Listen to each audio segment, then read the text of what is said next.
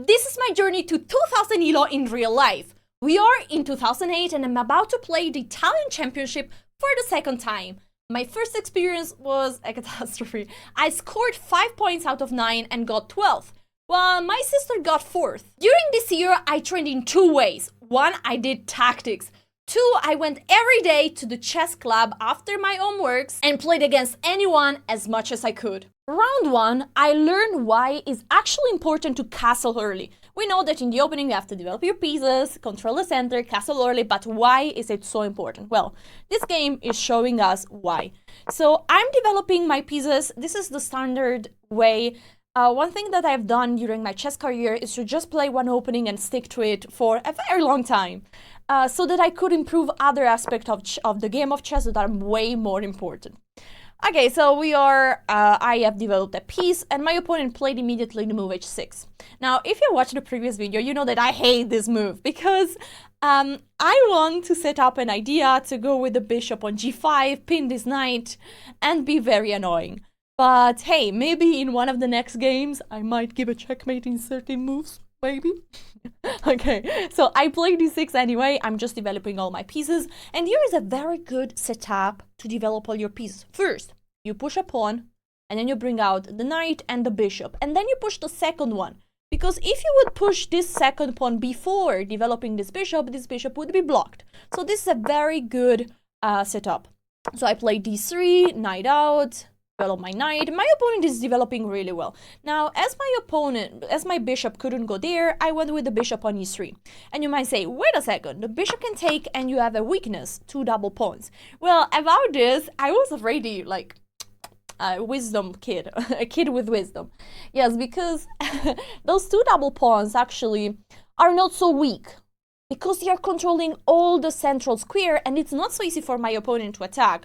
Actually, the only way seems to be like going with the knight on g4. But this pawn can easily be protected by my pieces like queen e2 or knight d5 or king d2. Well, it's not necessary king d2, so just if you really have to do that, but it shouldn't be the case. So d6, I played h3 just because I want to avoid this bishop to go there and my opponent castled. Now guys, what would you play in this situation? I think a very natural move is to simply castle, put your king to safety. Instead, I played the move d4. And this is a mistake. Now I know that I have to castle before opening the center, but back then, I have no idea. And the reason is that after pawn takes, my opponent, also 10 years old, 9 years old or 10 years old, she played the best move. She played the move d5. Now this bishop is under attack and this pawn is under attack. If I take with the pawn, the rook is sliding here, giving a check, and I can no longer castle. Well, I could go with the bishop here, but then I'm really in trouble. The knight of my opponent is going here on f4, attacking those pawns. Dang, this doesn't look any good. And so here, I took with the knight. But you see what is the move that my opponent could play now. There is a free cheese macaroni on e4, and my opponent just had to go for this and then maybe slide the knight on g3, and my king is feeling a little bit ashamed about being in the center of the board. So, you know that you have to castle early, but my opponent made a big mistake. And there we go. Now, I think you see the bar that is going all the way up. Well, there is a very strong move, which is a fork, and boom! I did my tactics during this year. I played lots of games and I made my tactics, so I saw immediately this move. Now, my opponent played rook 8, which is very smart. The pawn is pinned, and this is again, I should castle, and now finally I do. And the fork is still there. My opponent has to move the queen, and now guys, damn it. This is the second lesson that I learned from this game. Yes, I did some of my tactics, but I need to do more tactics. Because here I missed an amazing move. I took the knight, this knight that is hanging, with the pawn. And yeah, that was a blunder, because if I take here, I'm giving a check, and the queen is under attack, I would have won the queen immediately. Anyway, I took here with the pawn, and after pawn takes, you know that I'm a very aggressive player, and I go with the knight on the side. I want to start to slide my queen here, and maybe take here on f6, because now the rook is protecting the pawn. So I started to see this idea. What did my opponent... Okay, this move, honestly, I mean, sorry Federica, but this move not really very good because it's like just letting me do whatever I want to do. And it's true that you have to develop your pieces, but this doesn't look like a development. I think she wanted to avoid, probably she saw this fork here because there is a triple fork, and so she wanted to at least remove one piece, but that was not good enough because I took here now, I saw that there is a double check. Well, a check, and I'm also attacking the queen. The king moved away, and I took the queen, and after, well, she took with the bishop. It's better to do it with the rook. I also took the rook, she took back, and now, guys, I'm just going all in. Knight check, the king goes there. I made another fork just in case, you know, I'm just plus 12 material. Let's take another piece, yes. She took, I took, king takes, and now I'm ready, huh? Bing, king moves, boom, and bang. So castle early and do your tactics. From this game, we are going to learn how to convert an attack into a checkmate. Because we might know how to attack, but in some moments, to convert the great attack into a win is not so easy. So I'm with the black pieces, and the Leo Sara is really an aggressive player. E4, E5, knight out, and she plays the Spanish. Now, what is the idea of the Spanish? There is a knight that is attacking a pawn, and there is a knight that is protecting this pawn. Now, this bishop is attacking the knight that is protecting the pawn. So, theoretically, I should defend this pawn another time. But attention, I played the move A6 because I knew that actually this pawn cannot be taken. So, I'm actually inviting her, take here, feel free to take, and yeah, get a free pawn if you want. Because now I can slide with the queen on d4 and I'm attacking the knight and the pawn. And if the knight moves, I'm even taking here with check. And this is like, you see the bar is already a bit better for black. My opponent knew that and went with the bishop back. And now I just developed my pieces and she went immediately for the center. I'm very proud how I reacted here. I first attacked this bishop, the bishop goes back, and now I'm taking the pawn. And after e5, this is really crazy. It's nearly a gambit. My opponent gave away a pawn, which is about, I mean, she can take back at any point, and now he's attacking my knight. And the question is, where do I go with knight? I'm very quite confident that many scared player would just go all the way back here. But hey, I was a kid with lots of confidence, kind of, and I went with a knight here because I see there is a path to go back. I see that my knight is not getting lost there, you know, I can go here and there. So queen here, I went with the knight there, I'm attacking this bishop. She moved the bishop, and now I see that this move is attacking the knight, right? Pinning because there is a rook behind. So this little pony is hanging. And I don't want to give free cheese macaroni. I mean, free pieces, free cheese macaroni, you know? So I play knight e6. Now she castled, and I'm developing my pieces and also castling. I'm very proud of how I played here because my opponent played a very tricky opening. But hey, I managed to have an equal position and develop nearly all my pieces. But attention, because something bad is about to happen. She went with the queen on e4. And you start to see some ideas. The queen is attacking this pawn. And now my big, no, not yet, sorry, soon. I just developed the bishop, this is also fine. She went with the knight here. She's attacking this pawn now 3 times, like 1, 2, and 3, and I'm just protecting 2. And I found a way to protect it another time, but that's a mistake. I play knight c5, and after knight takes, bishop takes, I'm protecting this pawn a second time. No, the pawn is protected twice. But I forgot about the most important thing, which is the king's security. Because now knight g5, she can slide here, and she's threatening checkmate. I play g6, which is nearly the only move, but you see the bar. I'm in a lost position, or very close to be lost. Here she has to play like queen h4, threatening mate, h5. So she provoked a weakness. And now basically the point here is that this pawn is hanging because the bishop is pinning this pawn. So she can go back. Oh wait, g4. Yeah, okay, g4 is an idea, sorry. I was doing some analysis. So g4 is one idea because if I take, there is checkmate. So this is a very standard idea that you have to remember when you want to attack this way. But there is even better here.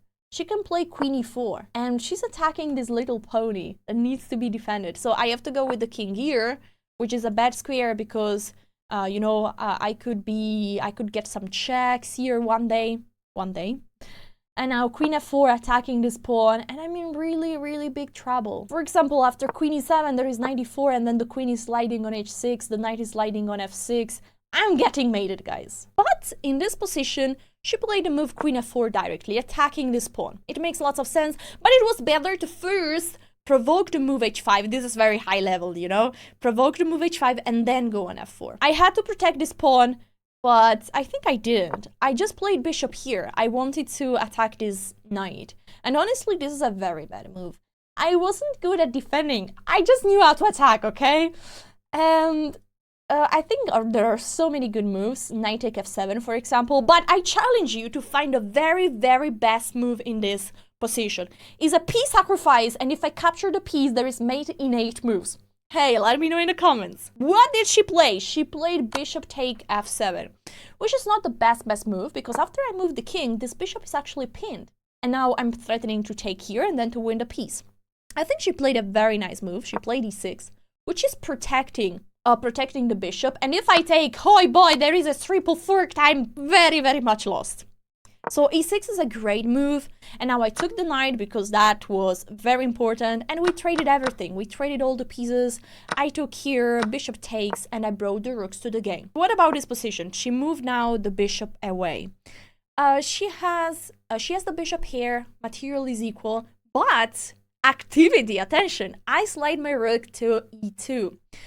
Remember, in the endgame, the rooks are so active if you're black on the second rank because there are so many pawns.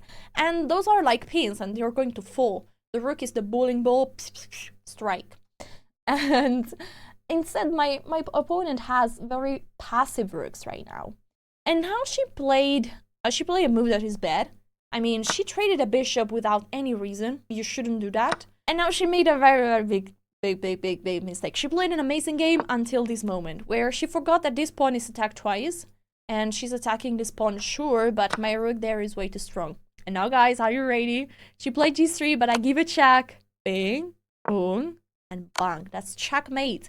This is a discovery checkmate. This is amazing. The bishop is giving a check, and the king cannot move. There is no piece that can defend it. Amazing. And now, guys, how I won in 13 moves with 99% accuracy. This is a plan that you have to write down. Really, take paper, take notes. Is amazing. e4, e5, knight out, bishop out. That's everything is normal. Bishop out and d3. So you know what is my plan. I want to go with the bishop here and pin the knight. She played the move d6, and now I played I played knight out. Yes. Knight out and bishop g5. I'm pinning this knight because if this knight moves, the queen is hanging. And my opponent castle, and this is actually a blunder. Insane. You castle and there's a blunder because there is a very strong move. How do we exploit this pin? By going with the knight on d5. And now it's already problematic because if my opponent plays any move, let's play this move. I'm going to take here. The pawn is taking. The king side is completely destroyed. I'm going with the bishop here, attacking the rook. And then if I manage to bring a queen here, I can give checkmate on g7 next. And here, in this case, there is a move that seems good, but it's actually very bad. And it's the move h6. Because it seems like, hey, you're attacking this bishop, right? So it seems like you're getting rid of the bishop. And after bishop here, you can even play g5. The bishop goes back, and now you can finally get rid of this knight if you want, or you can play any move. There is not a problem anymore. But this is a very strong move called intermezzo. You're attacking here, but I'm not forced to move because I can take here. I'm giving a check. And once you take, this pawn is actually hanging. And so I took. The rook has to move. There we go. And now, guys, I gotta bring this queen to the party. And so I get rid of the knight. I move the knight to the sides of the board, and my opponent made another mistake. We are at move 10. She played bishop here. Move 11. I took. She took. And now, king g4, king away, and checkmate. 13 moves. Please click the like button. We are about to get to the most important game of this tournament. So, we are in round 7. We both have 6.5 points. So we have won all the games and we drew 1 game. You can imagine that this game was very, very important. And what we can learn from this game are 2 things. The difference between playing aggressive chess and playing for tricks. And then the importance of piece development. Let's go, let's get started. E4, E5. I played this opening with both pieces. Knight out, bishop here. And let me know in the comments if you would like to learn E4, E5. I might do a video where I explain you everything I know about E4, E5. So bishop out, knight out, d6, blah, blah, blah, castle. And now, what move do I play? If you know me, you know that I go with the bishop there. I'm pinning this knight, and I'm very happy because the knight is also going there next. So she played this, and I went with the knight there. And I'm super happy because I know that I'm about to take here, destroy the king's side. She played bishop here, which is a very shy move, and now I took, bing, boom, bang. This is amazing. I've got an amazing position. It is like -1, and I'm very happy. But I started to play a little bit tricky here. What is a very good move for black? I think queen h4 is great because I'm attacking this pawn, and after rook e2, protecting here. Well, here, engine says is already lost. Oh yeah, because I have queen f6, which is crazy. I'm attacking this pawn, and I'm threatening checkmate. This is insane. But okay, let's say she plays queen e2. Maybe this is better, yes. But you can see, I can still go with the move like knight f6, and then I go with the knight to h5 and f4. That's amazing. Instead here, I played a tricky move. Bishop d4. What do I want to do? I want to take this knight, and after she takes here, I go with the queen there.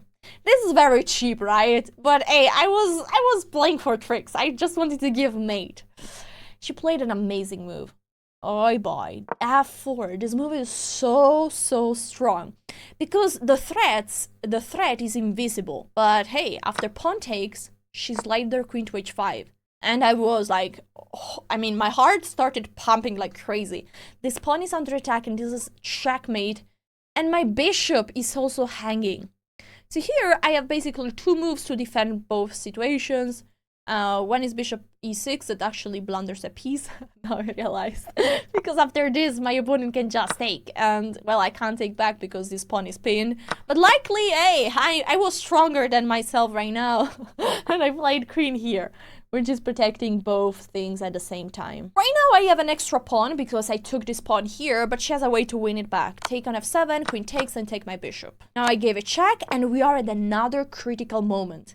Do we trade the queens or not? Trading the queens is totally fine, but how? Should I be the first one to trade, or should I let my opponent be the first one to trade? I have a problem that this pawn is also hanging. And so, okay, let me remove the evaluation. I want to give you 2 possibilities. Possibility number 1. I take here, king takes, and I play the move g5, protecting this pawn. Possibility number 2. I play the move f3, so I'm not the first one to trade.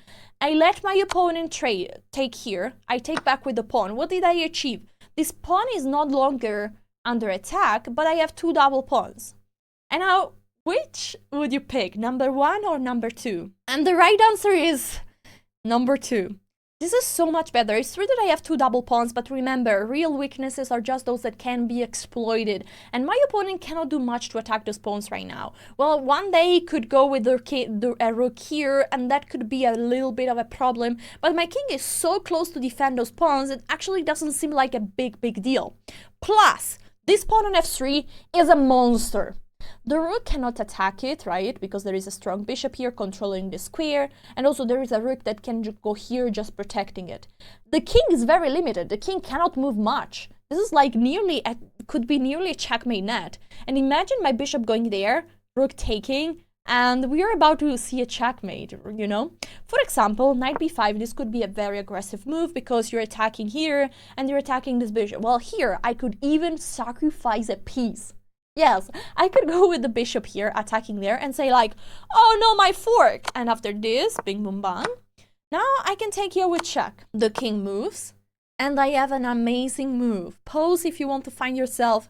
The move is bishop f4. Because I'm threatening checkmate, right? This bishop cannot be taken, right? So the king has to go back, and now I take here. The rook has to be moved. And now I can simply go back here, and let's stop a second. This knight is not going back home. This knight is going to be lost. The knight cannot go out.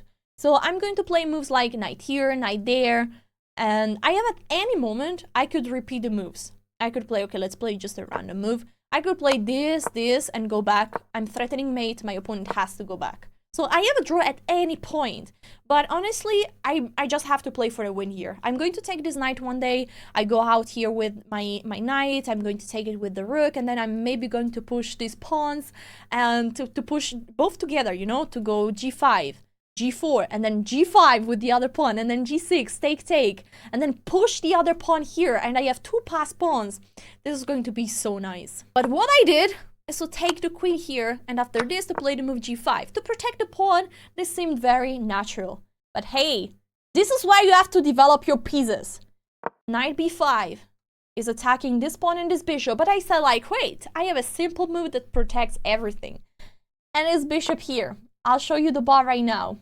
White is completely winning because there is a move that I didn't see, and is bishop c3.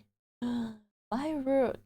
I mean, I cared so much about chess that I still feel the pain that I experience in this situation. My rook is trapped. I gave away a piece to save my rook. I lost... Okay, she didn't take the pawn here. You see, I'm tricky.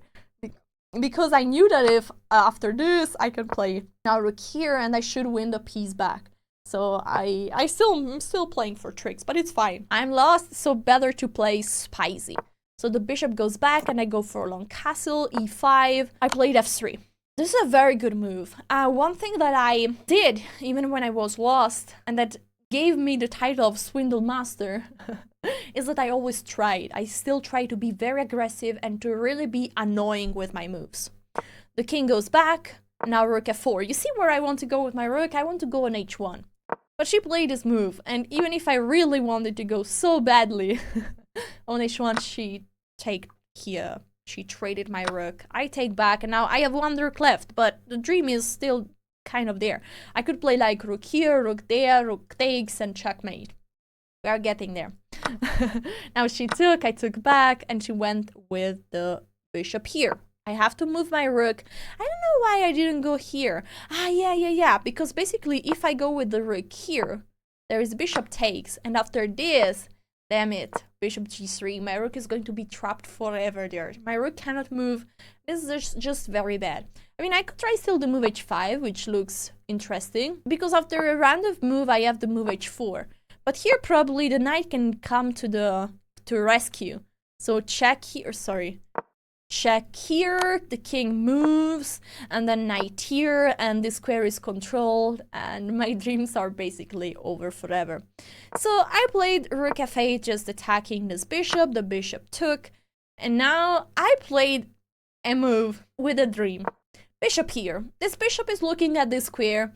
I don't want the rook to get here. Yeah, it's not a big deal, let's face it, but hey, I'm trying something. She took a pawn, so I'm right now a piece down and 2 pawns down. Move my king, attacking the knight, and she protected it. I was a little bit hopeless. I'm going with the rook here, maybe imagining this kind of plan. She went with the bishop, stopping it. I played h4 because I want to play this. I want to really go there. But she played h4, stopping my plan again. Now, I was desperate. I just moved my king away. I don't know exactly if this play is if this move had a plan. I think I was just hopeless here. She played rook there, and the idea is to probably go with the rook here, play knight there, attack this pawn. Now I protected it, and she kept going for her plan. And now I just, hey, last try, come on. I go with the rook here. I look to the other side of the board, and now she went for the capture of this pawn with the move knight e4. I couldn't believe it in my eyes. I literally started crying at the board because I was too tense and I couldn't believe that I did it.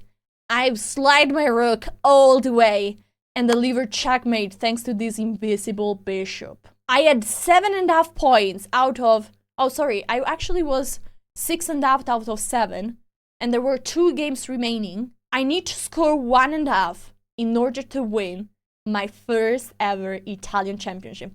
This is game 8. If you have watched the previous video, you might remember this surname, Pelyushenko. Well, Olga destroyed me the previous year, and now I'm playing her younger sister, Ivana. And you can imagine that, well, I was kind of scared. This game shows the power of psychology in chess and why it's so important to analyze your own games. E4, E5, knight out, bishop out, and D6, D3. This is my plan, my opening. Knight out, and yes, I can pin the knight. I was really happy when I could do that. Now castle, knight C3, and she knows that I want to go for this plan. So look what she did. She played H6, attacking my bishop. I have to go back, and now bishop B4. She's pinning this knight. I played H3, okay. Want to kick that bishop away. I was hoping for this, and then to play B4, and then this, and then bang. But she simply took the ear. Now I took back with the pawn. D6, I want to stop the bishop from getting on G4, so I played the move H3. Bishop here, bishop back. I still didn't castle. I always castled way too late. Queen E7, and now finally I castled.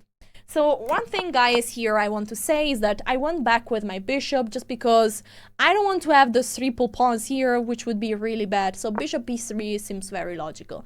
And to take here, we understood that even if I'm doubling the pawns, my opponent would have very good control over the center, plus the rook is activated on the f-file. That's why I just went back here.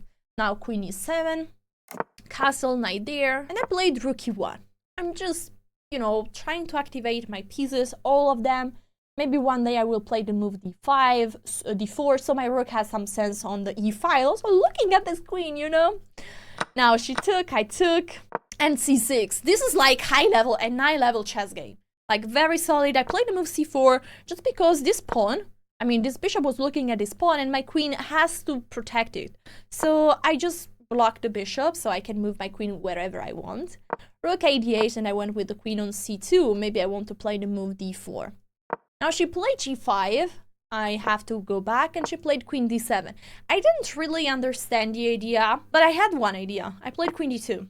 And what I want to do, I want to take here, sacrifice the knight. And after pawn takes, I slide my queen. I'm giving a check, and the knight is hanging. So I was actually very happy about the move queen d7 from e7 to here, because this knight is now unprotected. And now the move that she played surprised me, but really made me scared. Bishop takes h6. I was like, oh my grub. I didn't even know what the grub was back then. Okay, pawn took and queen takes.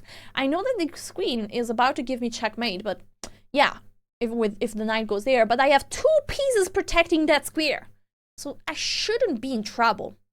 And dear guys, I found an amazing move. Knight take g5. I'm sacrifice the bishop back because after pawn takes, queen takes, hey, this little knight is hanging. But wait a minute. After king here, I know that if I win this game, I become Italian champion. And there is a free piece, but I didn't take it. I realized that I have a problem in lots of my games, that every time I'm about to win and I can't trade the queens, I go for the trade of queens.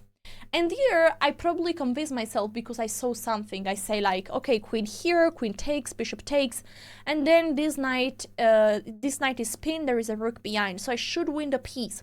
But here it's so simple to simply take and then trade the queen the next move. Instead, I played queen h4, which the bar is hating. Queen are traded, and now there are so many moves. I mean, there is king here that is protecting the knight, there is rook g8, she played rook g8, king away, and now rook g6 is simply protecting everything. But she went knight g4. The idea is that now I'm winning at rook, but she takes here, king away, she gives another check, she gives another check, and now she takes. So basically, I'm an exchange up. Exchange means that I have a rook, and my opponent has a minor piece, so it's 3 points. Plus, she has a pawn, so I'm just +1. She has 4 points, I have 5. I'm +1. It's not so easy. But hey, this knight was pinned, so I just went with the rook there. And my opponent wasn't too... she didn't feel the danger, so she played the move rook here because she wants to play f5. Now I played this move, and this is the ultimatum. I'm about to slide my rook there, and this knight would be lost. But she played f5. This is why, guys, every time your opponent plays a move, like rook here, you shortly have to ask what is their idea. Don't go just straightforward with your plan, but always ask what is their idea. Because if you ask, you realize that the rook is about to come there and your knight is hanging. Instead, She went on with airplane to play the move f5, but now it's too late because I go with the rook here. She has a check, I take back. She has another check, I take. She has another check, I move the king away. She has another check, but now the checks are over. I'm attacking the rook and the other rook, and I won the game because she resigned here. Guys, the final game lasted 4 moves because my opponent offered me a draw, and I became Italian champion. I felt literally on top of the world. And guys, for everyone that is winning the Italian championship, you can choose if you want to go to the World Championship or to the European Championship, all paid by Italian Federation. I was so happy, and my adventure was going on. I picked the World Championship in Vietnam. And click the like button and the subscribe if you want to know what happened there. Hope you're enjoying this, my speedrun, my real life speedrun, how I got to 2000 elo over the board. Make sure to like and subscribe. See you guys next time.